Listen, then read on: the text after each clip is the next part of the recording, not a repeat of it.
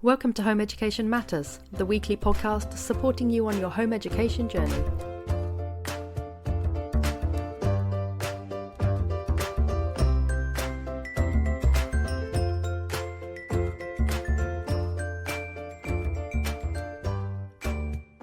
Hello and welcome to another episode of Home Education Matters. And today I'm joined by Veronica, Jackie and Kim, and we are going to be talking about moving on from home education. So this is that time of your life where you know it's going to happen. It's a bit like death, isn't it? You know it's going to happen, but you don't want to think about it.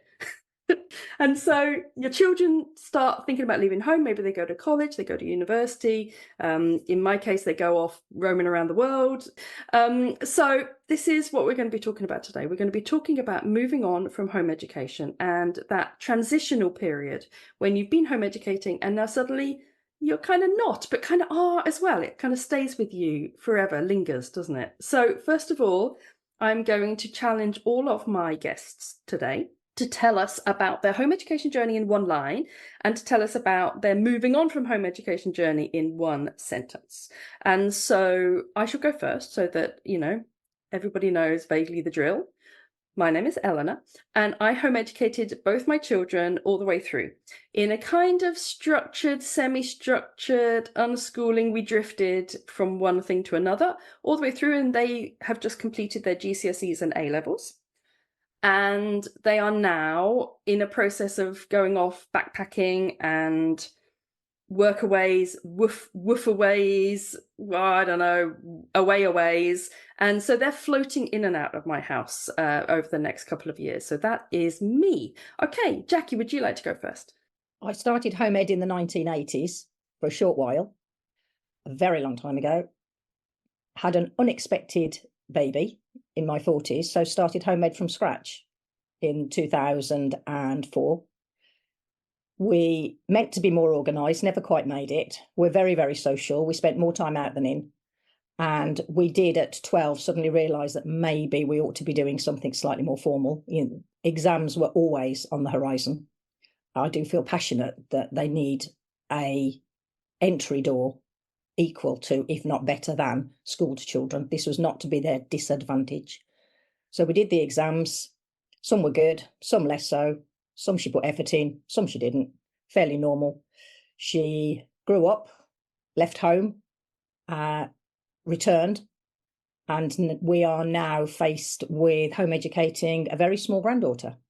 We had physically moved from the area we had always home ed in. So that was, in a sense, a little benefit when we arrived in a new area and nobody knew who I was. So that was really weird. So I'd been very active until then. So you do feel kind of lost. So, but now we are actively looking at very tiny people groups for under fives for my very small granddaughter. Wow, so you've gone around full circle and now you're back home edding again with tiny people. Very different setup now, though, because the home ed world has changed dramatically in those 20 years.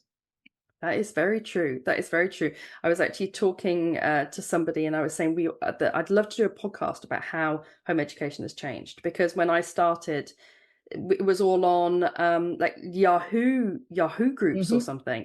Yeah, I mean it's crazy. It's crazy how much it's changed. Thank you, Jackie. Okay, Kim, you're next on my little round of faces looking at me. So Kim, tell us about your home education journey and moving on from home education.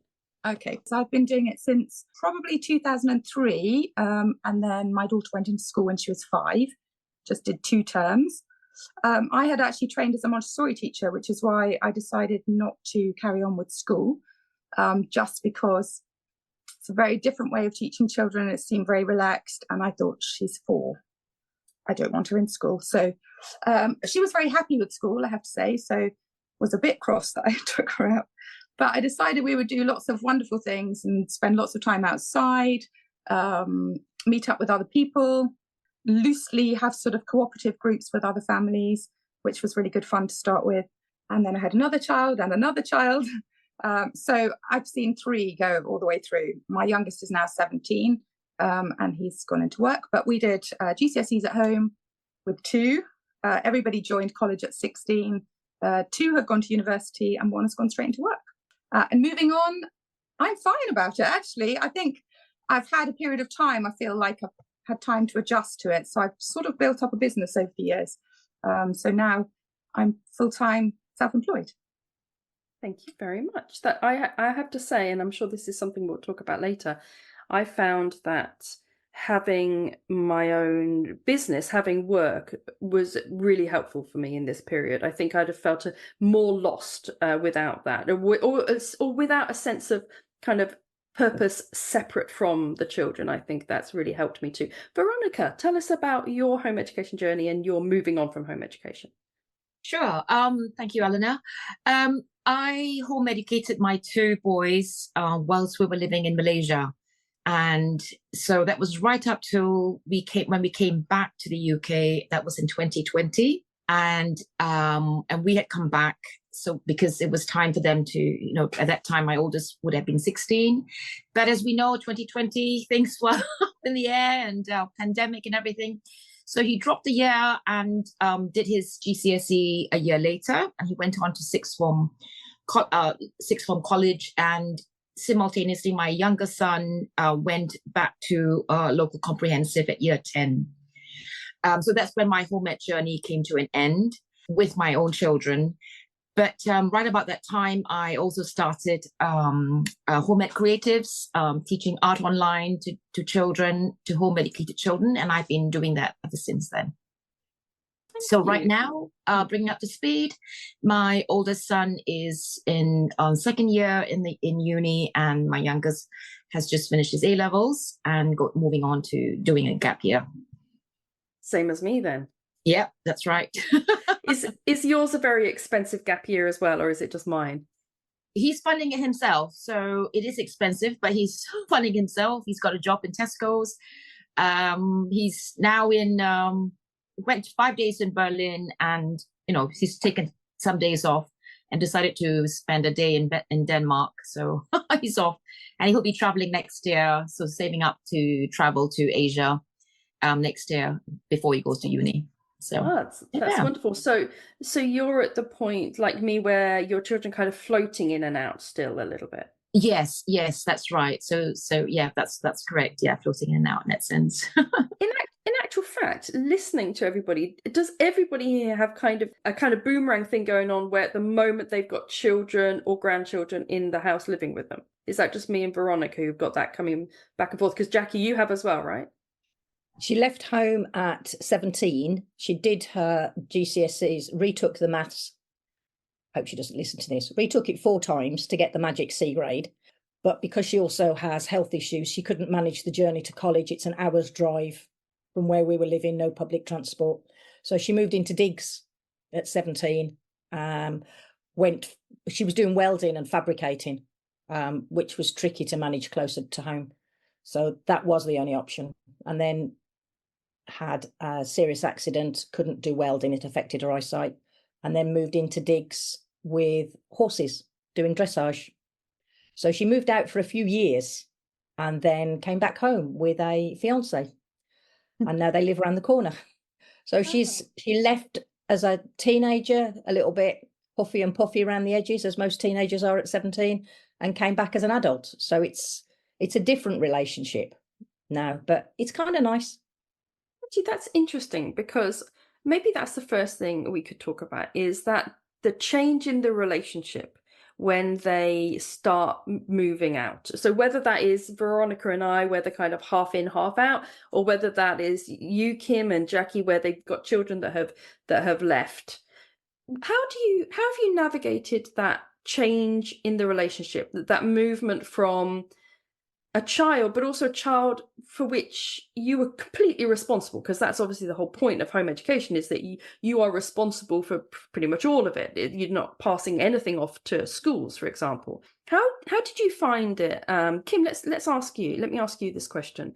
How did you find that move from being a mother to children that you were home educating, and you were like, okay, let's do lessons, or let's learn this, or okay, we've got exams coming up, to okay, you're an adult now?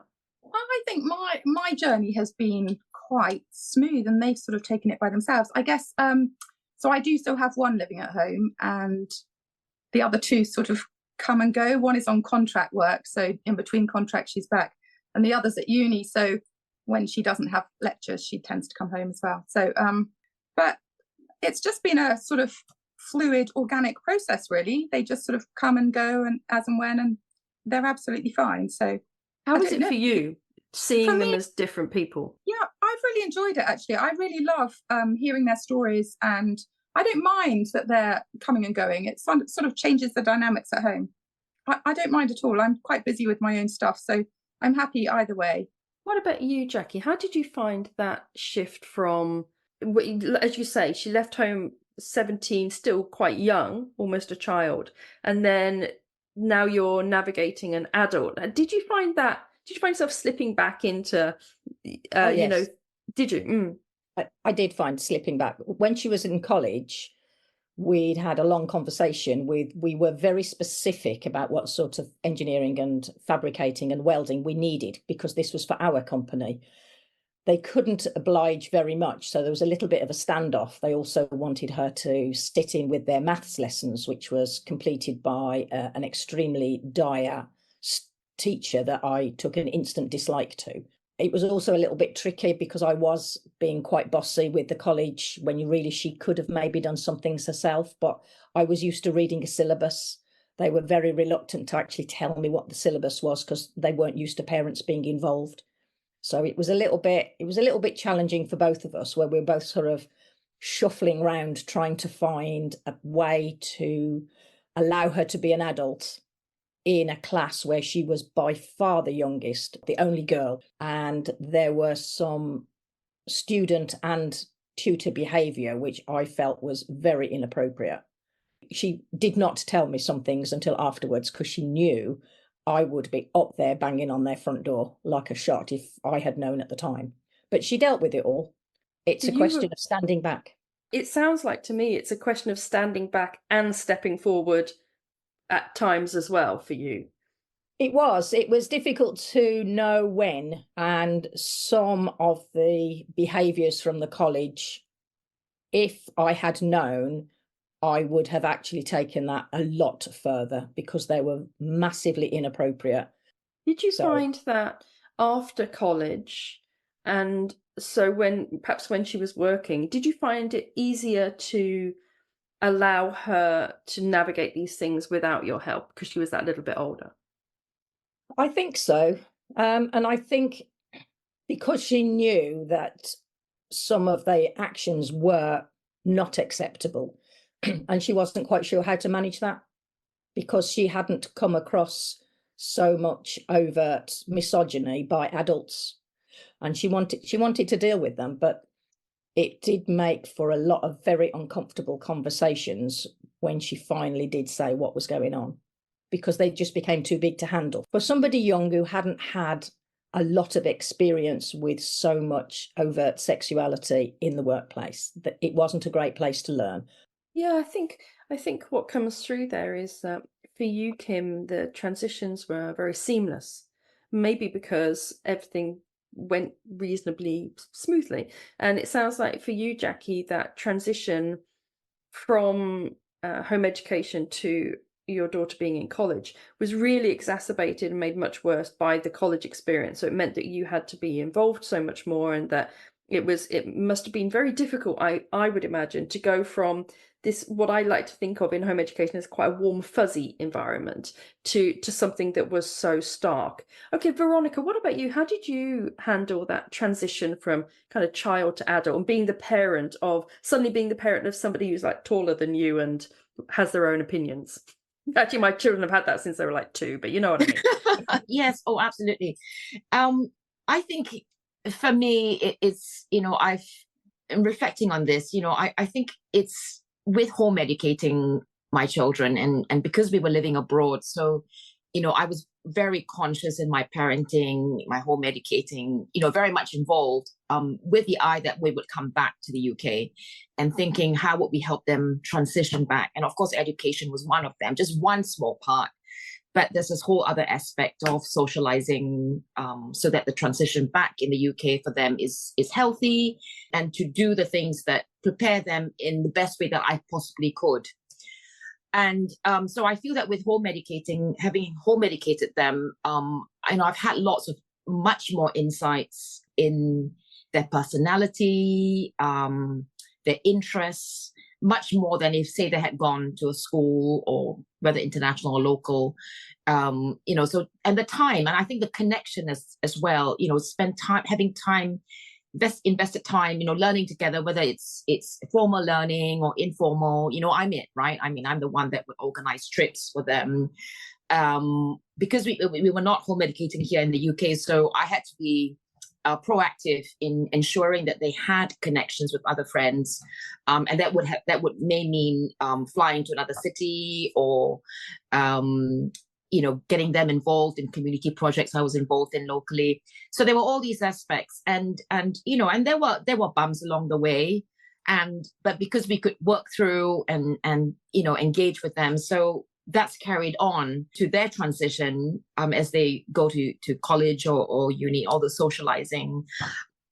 And I think communication is open. So times where they want to make their own decisions, or choose to go to Denmark and say, I'm going there, and you might have your own opinion. And how do you navigate some of the communication? Yeah, so that, I think, just building on the home ed years has been a gift, I feel. Yeah, I think actually that part of the relationship that you build up with your children when you home educate, because you're there all the time, they're there all the time. Certainly for us as well, because we didn't have a lot of social groups because we've moved around a lot. So it really has quite often just been the three of us, as this little band of musketeers. And I think that this very close relationship that you build, but also these open channels of communication, are very helpful when you, I was thinking of what you were saying there, Jackie, as well, that the fact that your daughter was able to come to you and talk to you about most of the stuff that was going on indicates, that you did have these very open channels of communication. And I think that close relationship can really help with that transition period. What has everyone found has been the sort of the hardest thing to navigate? The thing that you sort of struggle with most? I will go first. I find the days are really fine. I have a lot of work and I keep myself busy. But I find that in the evenings, when normally we would eat together or we would all watch TV together, I find they drag a little bit. And so I find myself sort of like banking up good Netflix dramas. I think I came on the Facebook group, Mum's Moving On from Home Ed, and was like, any good bingeable TV series, because I find the evenings, unless I actually work until I drop, I find the evenings a little bit dull. And so that for me has been probably the biggest transition. Is I thought I would quite enjoy the evenings, because when I had the children with me, my evenings I loved them. I really looked forward to them. They were like my time to just be me and enjoy it. But now I'm me and I'm enjoying my life all through the day. I don't have that sense now in the evenings. What about you, Kim? What have you found? I know it's been very easy for you, but what have you found has been like maybe the one thing that you're finding hard or have found hard? I think probably my son, actually, I find him quite challenging. He is less able to think than his daughters in terms of, finding solutions to things. So he works 3 miles away, but and he's only 17, hasn't learned to drive yet. He's learning. But, he could use his bike. I would have had to have used my bike as a child to get to work. And he doesn't do that. So he relies on me and doesn't actually think about the fact that I have a life too. And I might be doing something, or I might not even be in the area, and he'll want to lift home. So that's been a challenge. And then having to deal with his sort of backlash of when he doesn't get that. The evenings I haven't minded too much. I mean, again, he'll come home. Again, he's a bit unpredictable and will suddenly say, can you take me to a friend's house? And I might have planned to do something in the evening. And that's then a challenge. But otherwise, I tend to work a bit in the evenings, or my daughters will call me and tell me about their days, which I love. And not all the time, but often. I quite like to hear about what they're up to. So that's good. Otherwise, it's fine. I don't mind at all. I'm quite happy. I'll call friends. It's quite nice to be slightly independent and not have all those ties. Not that they're ties, but you know what I mean. Sort of a bit of freedom that we didn't have when we were. Yeah, and And we will talk a little bit about the some of the pleasures that we have found. But I know from my perspective, quite often I get asked for lifts places, and I think I would have walked this. Like I walked everywhere when I was a teenager because I didn't get a lift, so I just walked for miles every day. And you start saying it, and you can see their eyes rolling. It's like, oh, here we go, back when I was young. So I know exactly what you mean. Is you do have these conversations. Okay, Jackie, what about you? What did you find was the hardest thing that you've encountered? When she left home, that kind of left a little bit of a hole because there was no kids left. There was just me and my husband, and I do love him dearly. But it was kind of weird just being the two of us. And at first it was actually kind of nice. Then it kind of felt kind of weird, but we were both working full time. So we didn't have lots of time to dwell on what we'd missed because we were just so busy. We had our own business that even initially she was working with us. So, and my daughter's got very chatty. So even I would send her a little WhatsApp. We have a little WhatsApp group for the family, and I would send her a message every single day. And initially she'd said, don't do this. I don't want to know every day. I don't want these little pictures and memes. They're really annoying. But when I asked her a few years later, she said, actually, that was really nice. It just meant that somebody else was thinking about me. Says, so I'm glad you ignored me when I said stop. Because I said, you need to know at least one person in your life is still interested in what you're doing. Because she just had a room in a lady's house. So she spent a lot of time isolated. She couldn't drive because she had a car, but had issues with her eyesight. So she couldn't drive for a while. There's no public transport. So she'd walk to work. She'd walk home, sit in a room, and that was it.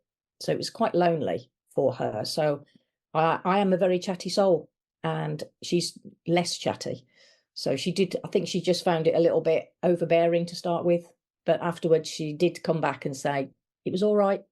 I did moan about it at the time, but on reflection, it was actually quite nice.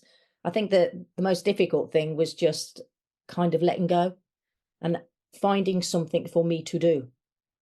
And now it's kind of weird because she lives around the corner. We both have ponies. So we spend more time together now than whatever we did when we were home ed, because every time we were at a group, I was tutoring and she'd disappear. We That's probably lovely. spend as much time now, but now it's out of choice. That's my dream, actually. I'm in Ireland at the moment, and we've got a paddock. And I've worked out the paddock is big enough for me to build 2 small houses on it. And I'm already planning. They could have a house each, and then in their late 20s, they could bring their partners back, and they could live. Don't think they want to live in rural Ireland. I'm not sure I want to live in rural Ireland, but yeah, you have this kind of idea, don't you? I think that they will come back and you'll have a different but a very strong relationship when they're sort of in their late 20s, which I think is a time that I'm looking forward to. I'm looking forward to that. What about you, Veronica? What have you found has been the hardest thing for you about that transition from home ed to not home ed? I think for me, it's the transitions, and so like for the transition when my oldest son, I mean, I've got 2, so when he went to uni, and then all of a sudden he's, it's just he's on his own, and I'm not involved in that world, and then just that sort of, obviously it's different. It feels different in the house. And so now 1 year has passed, and then he came back after the first year. And then you've got this intense time when they're at home, and it's suddenly, you want to maximize and use that time. I mean, he did come back during the holiday, like came back for his birthday or, half-term breaks. And that was nice. But the intense time, that was a bit of a shock. And so do you fall back to, having to think that, okay, wait, he's a different person. He's had 1 whole year of experience. He's a changed person. He's much older. He's an adult. He's, and, having to sort of adjust. And then now I'm looking in anticipation to my younger son, who wants to travel, comes back, that intense time, and he's gone. So I just feel that sort of fluidity of these years, quite a change, from what we used to do, right? We did everything. I mean, we were very much involved in all aspects of their life, and suddenly, it's this phase now. Yeah, and I think that flexing with the intensity is something I've noticed as well. That when they're around, it feels like you're kind of like back in the maelstrom, and then they go again, and it's like, oh, okay, it's a lull, and that's okay, and then they're back again, and they go, and I am experiencing that, and it's quite nice. You have to kind of you find yourself just kind of flowing with it and being like, oh, okay, this is what's happening now. So let's think about Kim. Did you want to say something? Sorry, I was just going to add, actually, when my eldest daughter went to university and would come back, so she went to Nottingham-on-Trent, she was in a city, obviously. We live very rurally, so when she would come back during, holidays or for weekends or whatever, she would get very frustrated moving from a busy city life and lots of stimulation to the middle of nowhere where there's not a lot going on unless you can walk or drive. So I found that quite a challenge actually as well. And sometimes she would get quite cross with me about how life was here, and she wanted to be in the city, she wanted to be away. I wasn't holding her here, but That's absolutely true. I'm on a Facebook group called What I Wish I Knew About University or something. It's a very big Facebook group, and there's quite a lot of mothers or parents on there who say that their children come back during the university holidays, for example, and they're just kind of bored and a bit listless and a bit like, what's the point of me being here? And I want to not be here. I want to be back at university. And I think it must be quite difficult for them as well to navigate, because they kind of want to be back, but they also don't, they want to be with their friends. Yeah. Jackie? Yeah. We had slightly the opposite in the fact that all our home-ed journey was in Hampshire, which was busy. We had trains, planes and automobiles. So she could either walk, get a lift, get a bus, get a train. We could hop up and down. We were in and out of London a lot. And then as she was 16 and just the day after she took her final exam, we moved to rural Devon on Dartmoor, where it's an 8-mile round trip for a pint of milk. There was no public service in which to get her to college. So hence why she had a year of working from 16 to 17 to get a driving license, so she could manage the journey to college. And even then it was an hour's drive. So we all found that kind of tricky after going from a towny environment to very rural. Yeah, I found when I home educated that everything was a drive. Everything was about 45 minutes, everything. And you just had to kind of factor that in. And that's one thing actually I've noticed very much about sort of, although I say not home educated, we still are home educated because my daughter's doing her college courses from home, but I don't have that constant in the car scheduling things in. Okay, if they come to this group, have they got time for this? And if they do this, then we won't have time to do our lessons for this. And yeah, I mean, this kind of scheduling lots and lots of people in and all the different things that they want to do and prioritizing that's quite nice that that's not there. And actually that brings me on to my next question, which is, we talked about the thing that we found the hardest. What is the thing that we've most enjoyed about this transition? I have found personally that it is like a sheer unadulterated joy for me to only be responsible for me for large swathes of the day now and night and week. It is really, really nice not to have this constant, half my brain constantly sort of like worrying and dealing and organizing and thinking about exams and thinking about this and tutors and books and resources and groups. It's really nice just to be me thinking about me. I've really enjoyed that. So Veronica, why don't you go first this time and tell us what you've really enjoyed? Oh, absolutely. Just time to do the things that I want to do and enjoy doing and have the luxury of doing it without having to factor in, do I need to consider X, Y, Z, or, when are exams? And oh yes, the exam years. I don't miss that at all. God, yeah, the exam years. We're still recovering because we got our A-level results and our GCSE results this summer. And I really thought like that would be my journey at an end. But then my daughter said she didn't want to go to college, that she wants to do all her online courses from home. And, I have to say my heart did sink a little bit. It was like, oh, really? We're going to do this for another 2 years? Okay. What about you, Kim? What have you found has been the most joyous thing? Yeah, well, I feel the same, actually. The exam years were pretty tough, weren't they?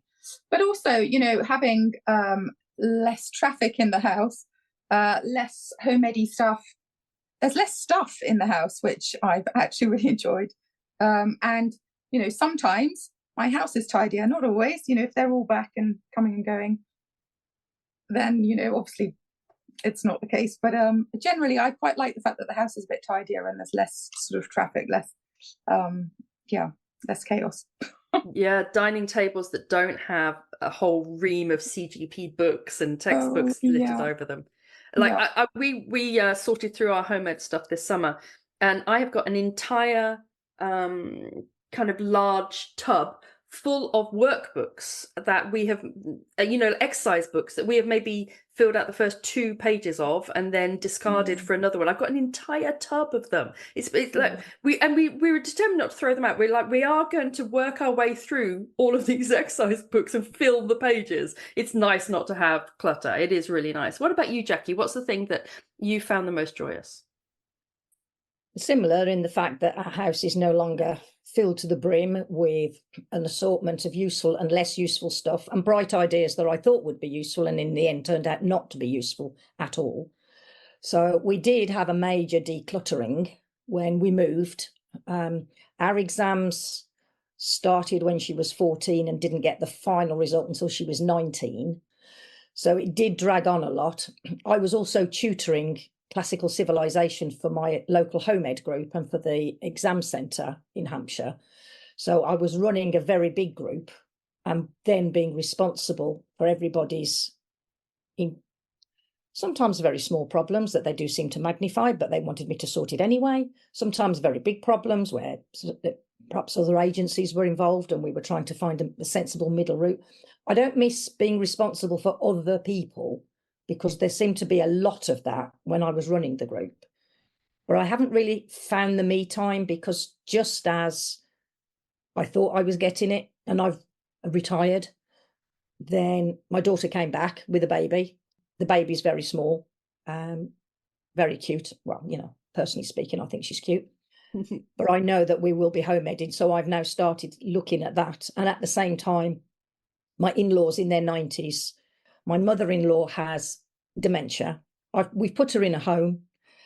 Her husband can't manage. They were very, very lovely people, but the whole stress of hospitals and assessments and social workers and carers has been a nightmare for them and consequently a nightmare for us. So yeah, I think it's called the sandwich generation, isn't it? Where you have I do feel I Yeah. honestly do feel like a sandwich, because I have a granddaughter of 5 months at one end and I have in-laws in their 90s at the other end.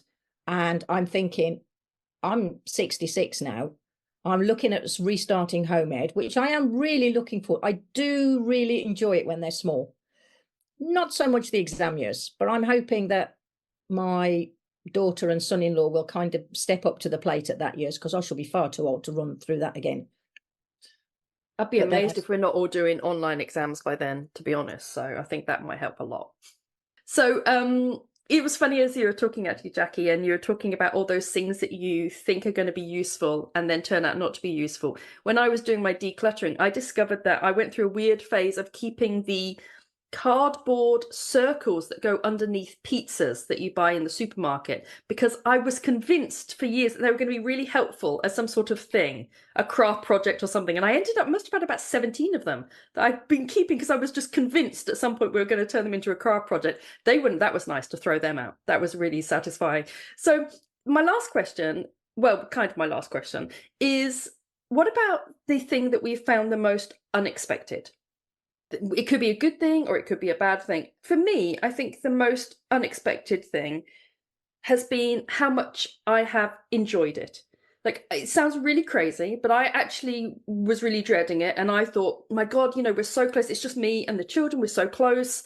I'm going to find this really hard. I'm going to be very, very lonely. I won't have this sense of connection with 2 people that I'm like the most important person in their life, and they're the most important people in my life, and I'll lose that.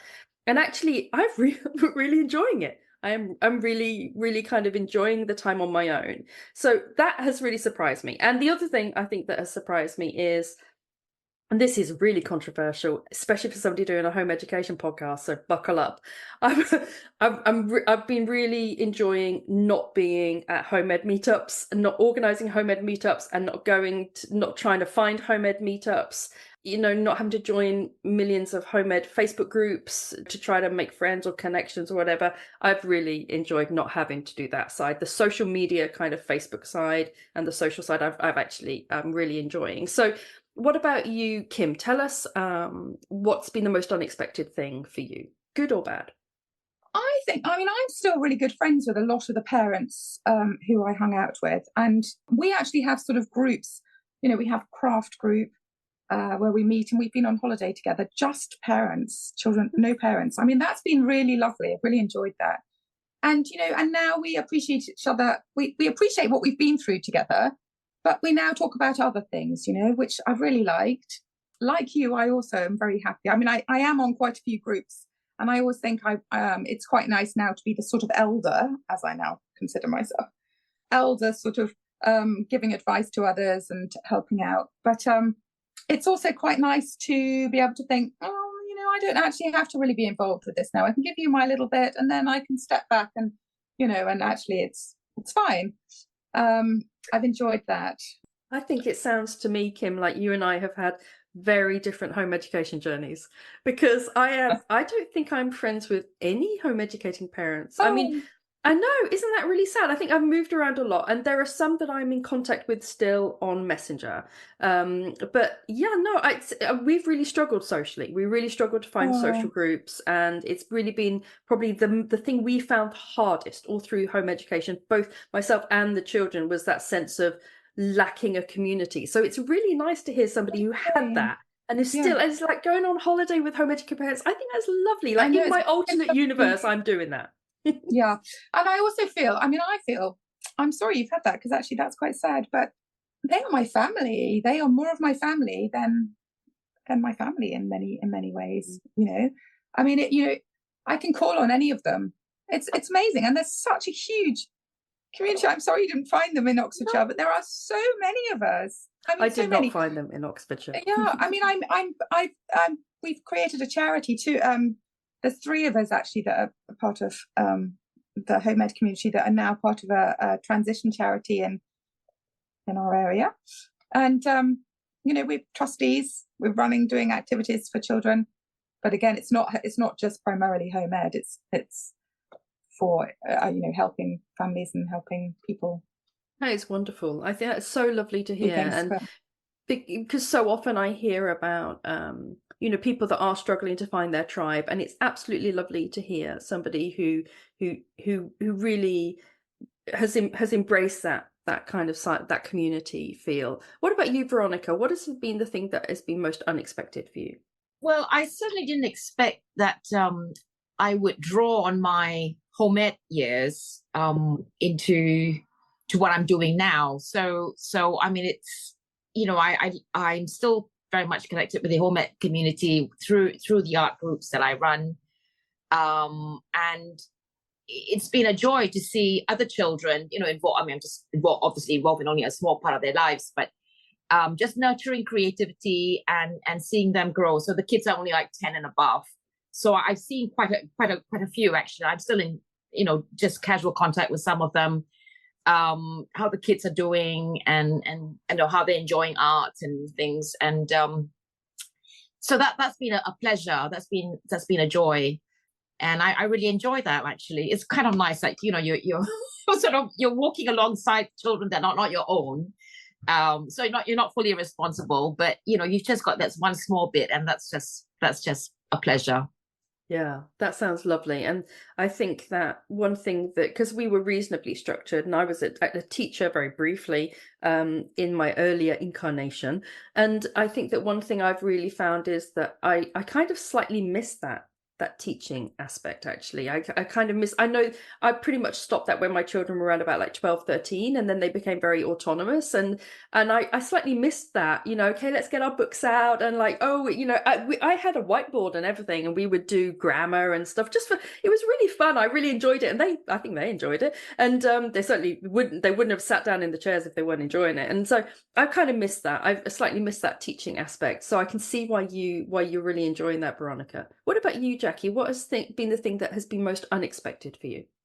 I think when we started in the 1980s, in the whole town we lived in, there was one other family, and they didn't speak English. And I found it very isolating. And I am very social. I've always driven. So we spent a lot of time looking for groups, and it was really, really hard because everything was this is obviously pre-mobile phone and Yahoo groups. Everything was education otherwise, and a little booklet in the post with everybody's names and addresses and phone numbers in, which of course you'd never be allowed to do that now.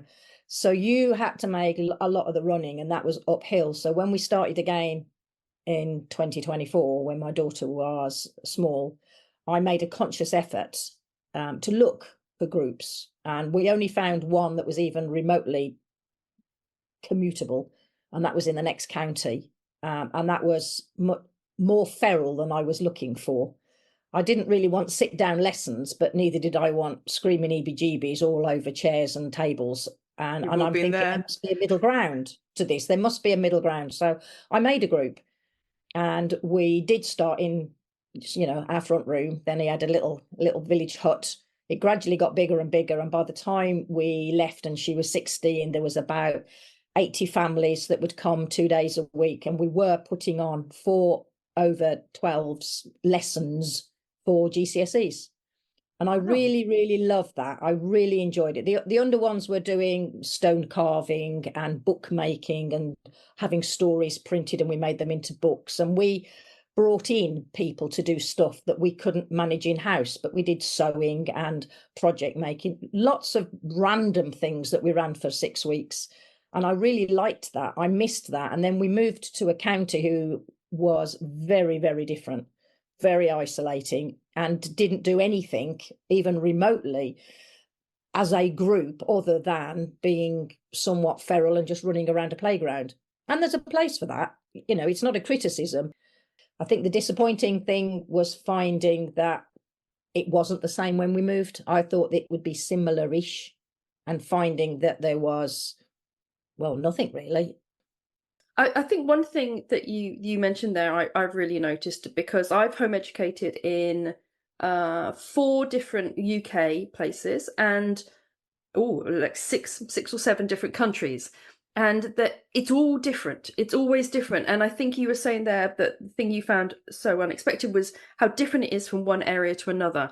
And I think that is really true. I know home educators who happen to be in a place where there's lots going on and lots of families with similar age children, and then I know other home educators who just sort of almost in a little well with nobody else around. And it's and for example, the country that I found the best for home educating was Bahrain, which one wouldn't think was wonderful. We had a great community. It was probably my happiest home education community I was in. And then other countries that you would think may be very good for home education, like Thailand, for example, was pretty rubbish.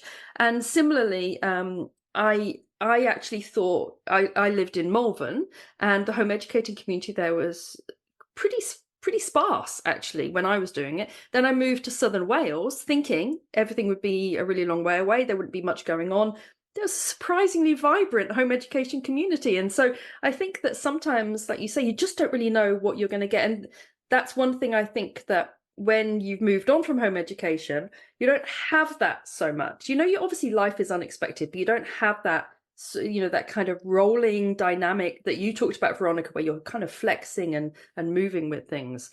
Okay, so my very last question is, in like 1 or 2 sentences, could you give our listeners who might be listening and who might be about to make this transition from home ed to their children leaving home, what would be the one single biggest tip that you would give them?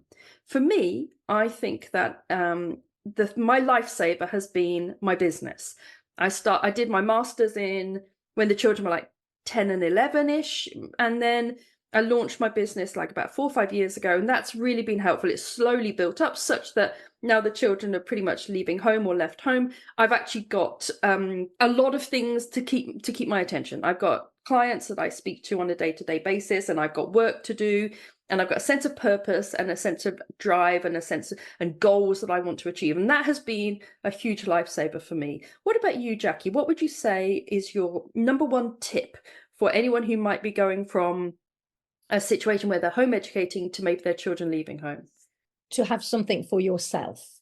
It's not possible for me to have my own business. I've got lots of bright ideas, but I am juggling too many balls and something will fail between the in-laws and the grandchildren. And I also have other children who have left school and are in college. And I'm very involved despite the fact that we don't live so close. But I like to sew. So I have a little room set aside, and then I can sit and sew or sit and read. Occasionally I might binge a TV program, but we're not great TV watchers.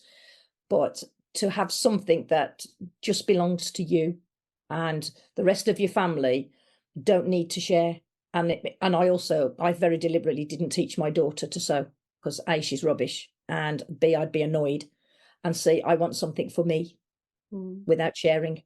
Yeah, I think that is very, very good advice. Having something for yourself, no matter what it is, that is just for you, that you enjoy, and is a kind of form of self-care, I think is really important. What about you, Kim? What would be your number one tip for anyone making this transition?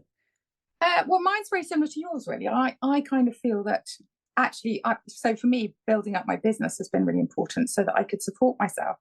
I mean, I did the whole tax credit thing. I'm sure most of us probably did, and worked a little bit and gained that financial backing that I could in those early days. But now that the children are not here, I can't claim that anymore. So I had to build the business up in order to support myself. But also, I think, like you're saying, thinking of things for yourself, like Jackie was saying, actually, thinking of things that you want to do for yourself and sort of planning that ahead of time. I would. Otherwise, I think you'll be just sort of dropped into that sort of feeling of suddenly having not much to do or no feeling of purpose. It's quite good to have a purpose, isn't it? And to think of things that you would like to do.